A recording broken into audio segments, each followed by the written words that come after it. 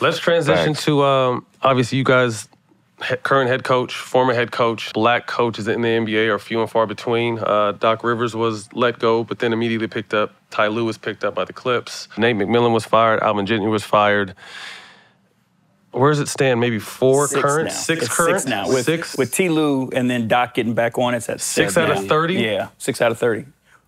Houston's still open. New Orleans is still open, though. And one more place. OKC still open. OKC hired or no? No, did not. In Indiana, right? Yeah. Indiana just hired today. Just hired, Okay. What is it going to take for people that look like us, that entertain everyone and are great on the court, to actually get more of a realistic look as coaches, as general manager, as front office, as execs willing to work or get a chance to work their way up? It's tough, man, to be honest with you. You know what I mean? Like, we got a lot of friends that are still in this fight and trying to move. We've been through it. I was, 14 years before, I got an opportunity. And the only reason I got an opportunity is 3 times is because the person ahead of me, got let go or decided to move on. You know what I mean? I went on, I can't tell you how many interviews, and you get to a point where they say, oh, you're great, but our owner decided this. You know what I mean? Like, that happened to me 4 or 5 times where, the general manager would tell me one thing, and then they would say, well, our owner decided we needed more of this. And this ended up being an older white dude, right? Instead of, what I represent. So you get pissed off, you know what I'm saying, to be honest with you. And, what it comes down to, if you think about it, is, companies and businesses as a whole that are run by older white men, how comfortable are they in putting young black men in positions of leadership? They hire people who look like them. And that's not easy. just in sports. Right. That's across easy. the board. It's comfortable for them, right? Because that's who they know, that's who they've experienced, that's what they understand. You know what I mean? I feel extremely fortunate. You know what I'm saying? Like, in Cleveland, Kobe Altman is a black general manager. I'm a black head coach. There's 5 or 6 different positions in our organization that are led by black men or black women. You know what I mean? So, like, that's an extremely unique situation in all of pro sports. We were one of the first to do a vice president of diversity and inclusion, who is a black man named Kevin Clayton. So, like, our organization has been thinking forward and has been open, but it's not common in our league. And I think it's something, again, we talk the talk, right? But when the action came the opportunity to make these hires and these decisions, we don't make them. We didn't make those decisions. We didn't walk that walk. So, that's something that, we got to make sure that we keep putting the pressure on, too, to keep people thinking about that. Like, again, it's easy to throw money at the problem. But when you got to make a decision is when it becomes difficult. And I think, too, it starts with the whole perception of young black coaches, and he knows exactly what I'm about to talk about. And this is a really unfortunate part of the battle we have to fight to get where we are is when we came into the league as young assistants, player development, whatever. Our job, was to get players better. That wasn't our biggest job. My job was to keep Jack out the club. My job y'all was did that, and I never played with y'all, and y'all still met me at half court. Y'all still came to me, boy. Like, and this is real shit. And this is real talk. We're talking, right? I don't mean to cut you off, but this is real shit. He's not lying at all. Y'all, every team that I played against y'all used to make y'all way, both of y'all. Make y'all way down to my end, talk to me, check on me, and we never even played on the same team. But then they used that against you. Bingo. Because then they said you're too close to the players. But I can't tell you how many nights I got to call, hey, JB, so-and-so is here again, go get him. Go get him. You're here on South Beach, it's 5 a.m., go get him. So I go get him, right? We got this, specialist coming in, we want him to work with him.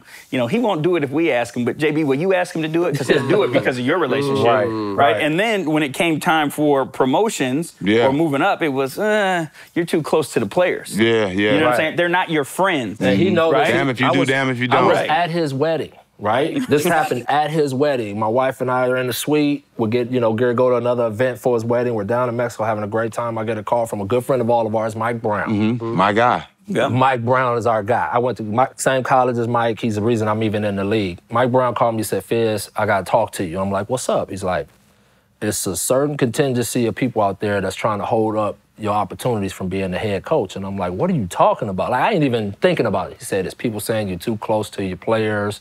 You're this, you're that. And I'm like, so here it is. They've been telling me this is what I got to do to be important. And I'm good at it. And not only do I keep them out of line, but I can coach too. But this is my main job. But now they're using it against me to get that. See, you got to think, like he talked about 14 years. I went to 4 title runs. I didn't get an interview for 2 more years from Memphis, and we had to call them. I went to Pat's office. I said, Pat, I need a favor. I said, I'd never come to you if I wasn't ready. And he was like, what's up? I'm like, I want the Memphis job. He's like, and luckily it's Pat Riley. Who's like, Pat Riley. Got you. Boom, he put the call in. But they didn't call for me. I wasn't a part of the pool, you know, because again, I think people looked at me as like, well, he just keeps D-Wade, Bron, Chris Bosh from going off. And he does that. That's easy, though. And Spo's doing the coaching. That's just not easy. Right, exactly. And not only is it not easy, but we're coaching. Right. That's the part that gets lost in this, and that's what I'm talking about is the perception of what black coaches are. I was the players' coach when I got hired as a head coach, not a tactician, not a guy who understood offense, pace, you know, defensive systems, all of this stuff, analytics. I can give a master's course. We can both give a master's course on every technology in this league because I came through the video room just like he did. Right. I can tell you every position on the assistant coaching staff. I've ran a defense, an offense, player development. We've done every one of those jobs all the way through the deal. But now I get to the seat and it's my turn and I'm a player's coach. Which is the most disrespectful thing you call a coach. Right. And conversely, no intelligence, no IQ. What do they say about relationships? what do Keep they you in the say same about spot. Right. Yeah, what do they say about the young white coaches that come into this league? And these are my friends. Geniuses. Right? Like these are my Great guys. basketball mind. Right. If you could go back and Fuck look, outta here. and yeah, but that's what I'm saying. And so we have to really change that perception. And I put a lot of that burden on the head coaches in this league. They have to start showing their assistants in a different light. And they got to start talking about their black assistants in the light of a guy that really knows how to teach the game, execute the game, you know, the whole... Can lead. That's the most important all thing. All the details of being a head coach. As players, that's the most important. Coaches need to demand that respect and be leaders. And what happens to us, though, again, perceptions. As soon as we do that, we're being combative. We're creating... Too aggressive.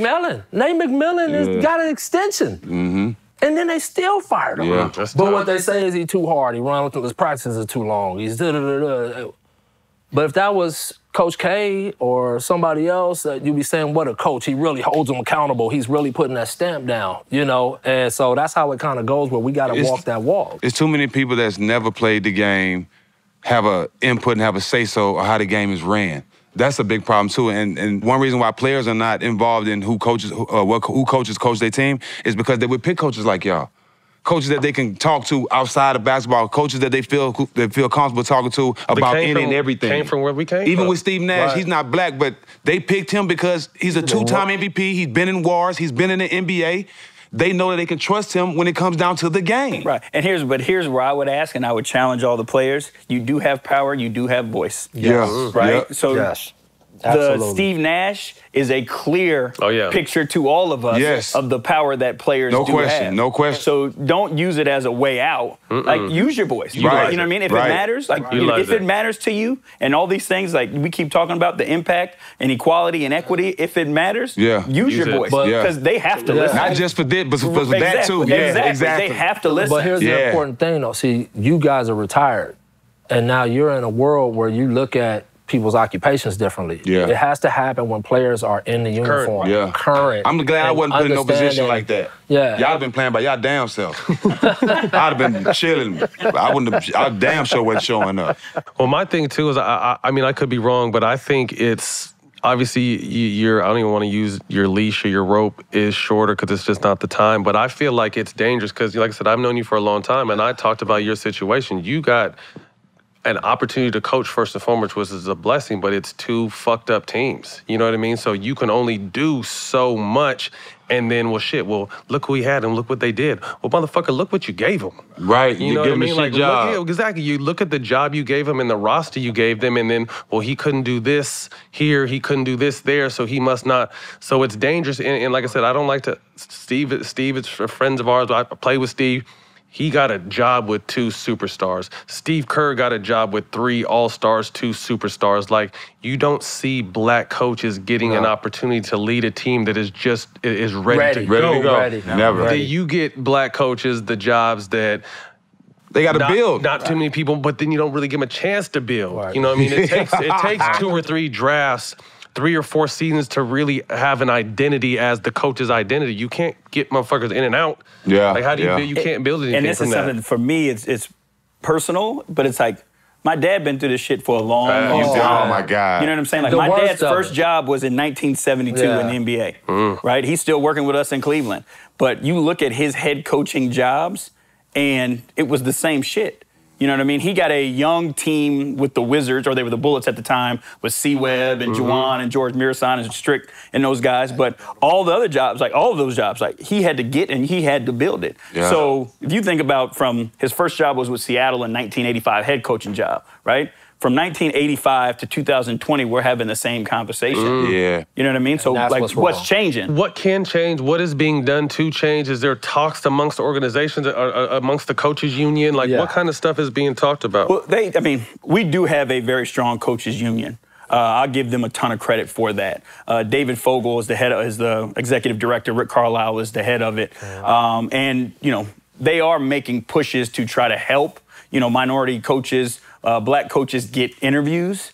But at the end of the day, that's what you get is an interview, right? Like you can't tell, and you shouldn't be able to. You shouldn't be able to tell an owner, you have to hire this guy, right? Right. You have to take a look at him. You know what I mean? Like you can do that. But, you know, that's the difficult part about it is what Fortune 500 company can you say you have to hire a black CEO or a black executive director? Like, can't do it. Don't want that, right? So they're giving exposure and they're doing a bunch of different things, you know, as far as technology on the internet. They're putting together stories on these guys, you know, videos, like all types of stuff to try to give them, to try to give them exposure. But it's just crazy not enough. that it even has to be done, though. Right. Because When it you- doesn't have when to you be done for the other overqualified. side. But you gotta, It don't have to be done for the other side. You gotta remember, again, it spills back into society and just the basics of how our society is moved. We have to be that much better at everything we just to do get it. a look. Yeah, and so that's where, you know, but again, it's all, like you said, it falls back on, obviously, the owners are going to make the final decision, but I do feel like Adam Silver and the league, and I know the Coaches Association, we're really making strong pushes so that more guys get their foot just in the room to talk to these people. And when they can do that and just have that opportunity, you never know then what happens. You can wow a guy, you know, maybe you click with a guy and you get your opportunity, but that has to be the thing, that we got to get people in front of these guys so that they know there's quality candidates and not something you just heard from about somebody through a source, but you get them in front of you and you talk to them. Don't let it be somebody have to tell you that I'm qualified. It's right here that I'm qualified. I'm here. It says right here I'm qualified. Somebody shouldn't have to tell you I'm qualified.